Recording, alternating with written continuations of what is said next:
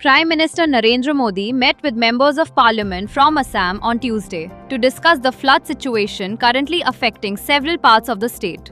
During the meeting, he was briefed on the ground situation and the impact the floods have had on people across different districts.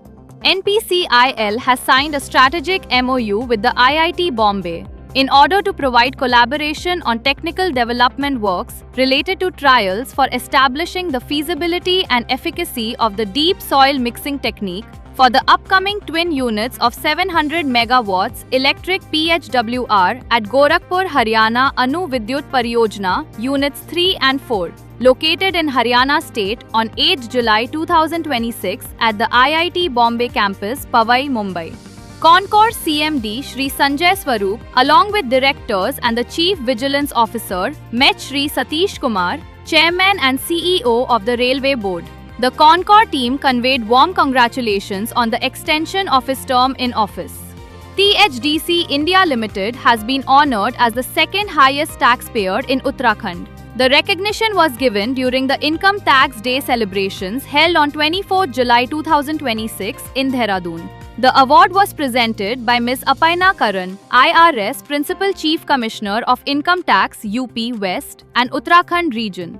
State Bank of India has successfully raised 4,691 crore rupees through Basel III compliant additional Tier 1 bonds. This is the bank's first such issuance in the current financial year.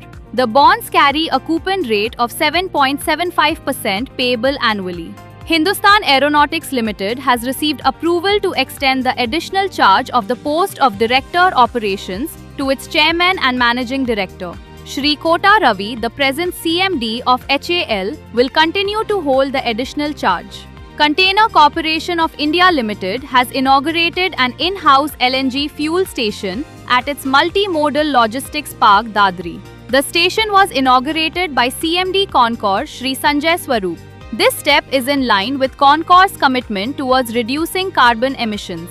An MOU was signed between Odisha Coal and Power Limited and NTPC Limited at the Energy Department, Government of Odisha, for the sale of 3 million tons of surplus coal from OCPL's Manoharpur coal mine.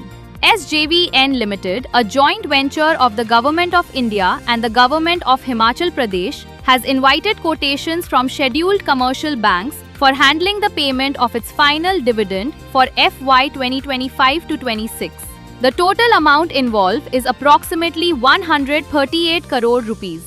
Western Coalfields Limited has taken a meaningful step towards inclusive development. On 29 July 2026, WCL signed a Memorandum of Understanding with Atmadepam Society Nagpur for Project Pragati, a digital literacy and livelihood empowerment program under its CSR initiatives.